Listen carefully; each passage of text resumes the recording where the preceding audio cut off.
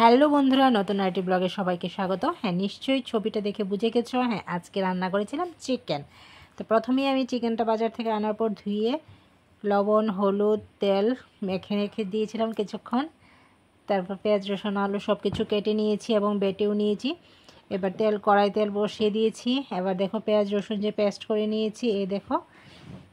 এবার এটা ঢেলে দেবো। তেল গরম হয়ে এসছে, এবার এটা দিয়ে দেবো, দিয়ে একটু কষিয়ে নেব।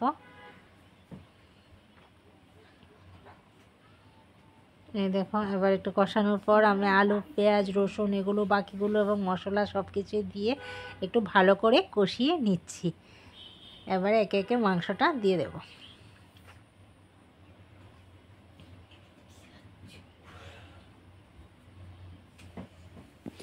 এই দেখো, মাংসটা দিয়ে দিলাম। এবার ভালো করে মাংসটা ভেজে টেজে দেবো।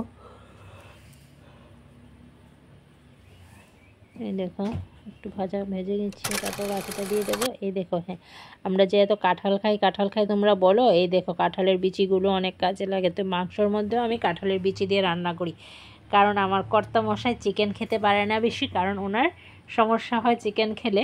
কিন্তু আমাদের বাড়িতে তো দুজন বাবা আছে, তো তাদের তো দাঁতটা নরম হয়ে গেছে না, তো তাদের জন্য তো চিকেন রান্না করতে হয়। তাই চিকেনের সাথে কাঁঠালের বিচি দিয়েছি, উনি কাঁঠালের বিচি দিয়েই খেয়ে নেবে, আর একটু ঝোল দিয়ে।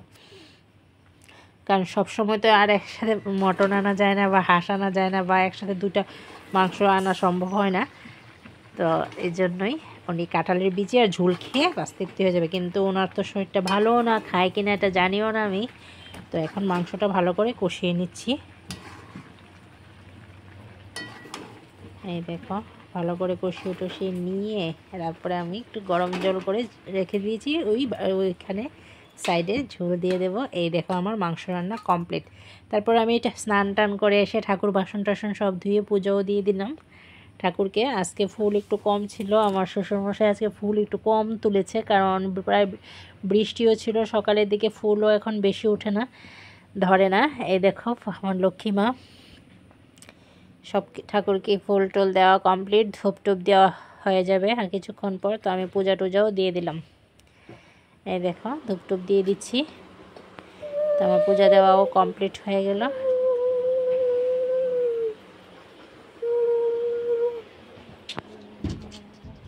মেয়ে আমার উলুদুনি দিচ্ছিল। তো আমার পূজা দেওয়া কমপ্লিট হয়ে গেল। এবার খেতে বসে গেছি, দেখতে থাকো। খেতে আবার মেয়ে খাচ্ছে রুটি দিয়ে,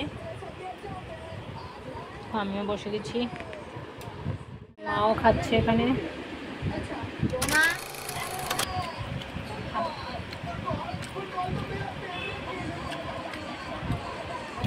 দেখো, খাচ্ছে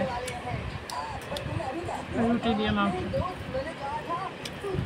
হ্যাঁ, আমিও নিয়ে নিয়েছি খাবার, সঙ্গে এখানে আছে টক।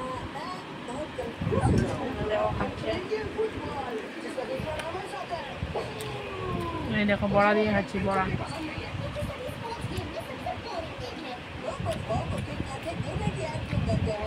3:30 বাজে, খেতে বসেছি। খাওয়া মোটামুটি শেষ হয়ে গেছে। হ্যাঁ বন্ধুরা, মাটিতে বসে খেতে আমার খুবই ভালো লাগে। তো যেহেতু বাড়িতে থাকি, তাড়াহুড়ো নেই, কাজ আছি, মানে তাড়াহুড়ো নেই কোথাও যাওয়ার, তাই মানে নিচে বসি, মাটিতে ফ্লোরে বসেই খাচ্ছি। টেবিল থাকা সত্ত্বেও টেবিলে বসে খাই না, কিন্তু যখন কোথাও যাওয়ার থাকে বাইরের সময় হাতে নিয়ে খেয়ে চলে যায় তাড়াহুড়ো করে। এই দেখো, খাচ্ছি, ইয়ামি খুব টেস্ট হয়েছে। নিজে রান্না করে নিজেই বলছি খুব স্বাদ হয়েছে। হ্যাঁ, কিন্তু ঝালটা আজকে হয়নি আর কি, ঝালটা কম দিয়েছি, কারণ চানের বাবারও শরীরটা ভালো না, বা চানও খেতে পারবে না, তাই ঝালটা একটু কম দিয়ে দিয়েছি। তো এই দেখো,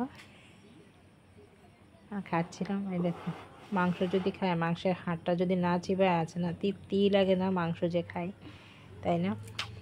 কিন্তু চিকেনের হাড় খাওয়া ভালো না, তা সত্ত্বেও আমি হাড়গুলো একটু চিবিয়ে ফেলি। এই দেখো, মেয়েও খাচ্ছে, আমরা খাচ্ছি। মা খেয়ে চলে গেছে আগেই, কারণ উনি তো একটু বাটিতে নিয়ে খেয়ে নেয় না, সুগারের রোগী, অল্প করে খায়, তো খেয়ে চলে গেছে। আমি একটু আরাম করে আয়েশ করে খাচ্ছি, কি সারাদিন কাজ টাজ করে পরিশ্রম হয়েছি, সব কিছু সেরে এসে বসেছি, তো তাই একটু আস্তে আস্তে খাচ্ছি। ওকে বন্ধুরা, বাই বাই, সবাই ভালো থেকো, সুস্থ থেকো।